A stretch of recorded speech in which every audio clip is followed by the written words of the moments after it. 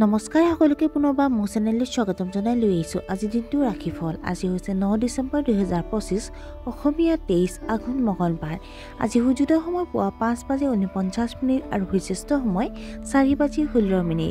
আজি হৈছে পঞ্চমী তিথি আৰু কৃষ্ণপক্ষ।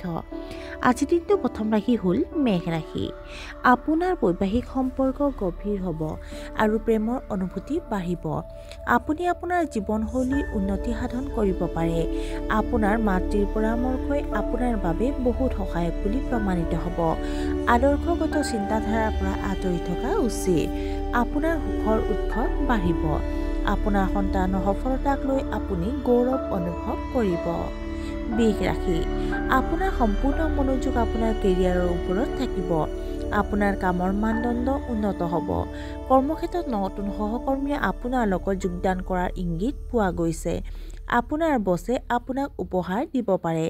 ব্যৱসায়ৰ মালিকসকলে যথেষ্ট আৰ্থিক লাভৰ সন্মুখীন হ'ব। আপুনি প্ৰযুক্তি খণ্ডৰ লগত তীব্ৰ আগ্ৰহ প্ৰকাশ কৰিব পাৰে। মিথুন ৰাশি। আপুনি আপোনাৰ ব্যৱসায় বৃদ্ধিৰ বাবে ঋণ ল'ব পাৰে।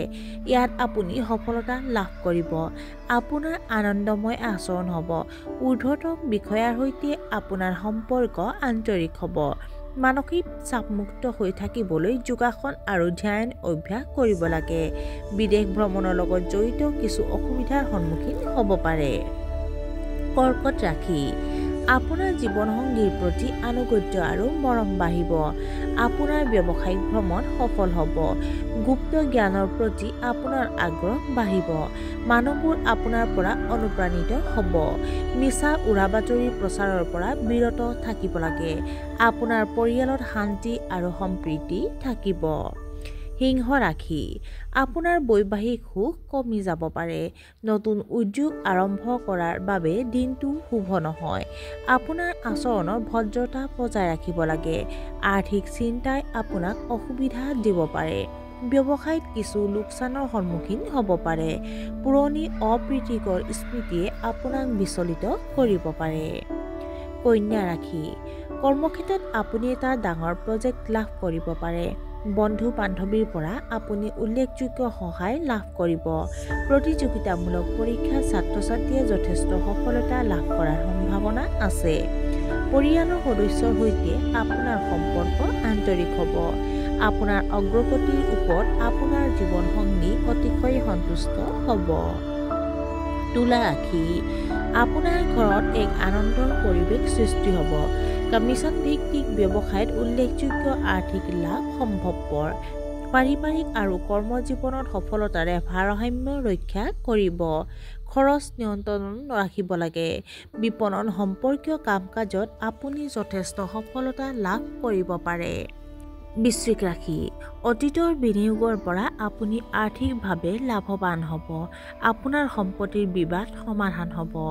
আপোনাৰ পৰিয়ালত শান্তি আৰু সম্প্ৰীতি থাকিব। কলাৰ লগত জড়িতসকলে হয়তো ডাঙৰ মঞ্চ পাব। কৰ্মক্ষেত্ৰত আপোনাৰ ঊৰ্ধ্বতম বিষয়াৰ পৰা সহযোগিতা লাভ কৰিব।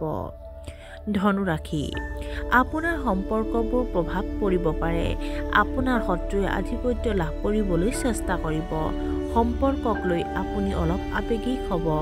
ভ্ৰমণৰ ফলত আপোনাৰ বহুত ভাগৰুৱা অনুভৱ হ'ব। অনলাইন ব্যৱসায়ত মালিকসকলে পে'মেণ্ট আৰু অন্যান্য লেনদেনৰ ক্ষেত্ৰত সাৱধান হ'ব লাগে। মকৰ ৰাশি। প্ৰেমিক প্ৰেমিকাসকলে যদি বিবাহৰ বাবে পৰিয়ালৰ সন্মতি ল'ব বিচাৰে তেন্তে আজিৰ দিনটো শুভ দিন। আপুনি আত্মবিশ্বাসৰ অভাৱ অনুভৱ কৰিব পাৰে। আয়ৰ নতুন উৎস মুকলি হ'ব পাৰে। মূল্যৱান উপহাৰ লাভ কৰিব পাৰে। আপোনাৰ পাৰিবাৰিক জীৱনত সুখদায়ক অভিজ্ঞতা লাভ কৰিব। কুম্ভ ৰাশি। ব্যক্তিগত সম্পৰ্কৰ লগত জড়িত সমস্যাৰ সমাধান হ'ব। নতুন ব্যৱসায় আৰম্ভ কৰাত আপুনি সফলতা লাভ কৰিব। ৰাজনীতিৰ লগত জড়িতসকলে হয়তো কঠিন সিদ্ধান্ত ল'ব লাগিব। ৰোগীয়ে উন্নত স্বাস্থ্যৰ অভিজ্ঞতা লাভ কৰিব। যিবোৰ কামে ফলাফল নিদিয়ে সেইবোৰ কাম আপুনি পৰিত্যাগ কৰিব লাগে। আৰু আজিৰ দিনটো শেষৰ ৰাশিটো হ'ল মীন ৰাশি। আপুনি সহজে আপোনাৰ গুৰুত্বপূৰ্ণ লক্ষ্যত উপনীত হ'ব। আপোনাৰ ঊৰ্ধ্বতম বিষয়াসকলে আপোনাৰ ওপৰত যথেষ্ট সন্তুষ্ট হ'ব। আপোনজনক মিছা কথা নক'ব। আপোনাৰ দৈনন্দিন কাম-কাজ যথেষ্ট অনুকূল হ'ব। ভুলবোৰ ঢাকি ৰাখিবলৈ চেষ্টা নকৰিব। বৃদ্ধ ব্যক্তিসকলে নিজৰ সন্তানৰ কেৰিয়াৰক লৈ চিন্তিত হ'ব পাৰে। আৰু আজিৰ দিনটো ৰাখিবলৈ ইমানতে অন্ত পৰিছে। আশা কৰোঁ আপোনালোক প্ৰত্যেকৰ আজিৰ দিনটো সুন্দৰ হওক। ধন্যবাদ।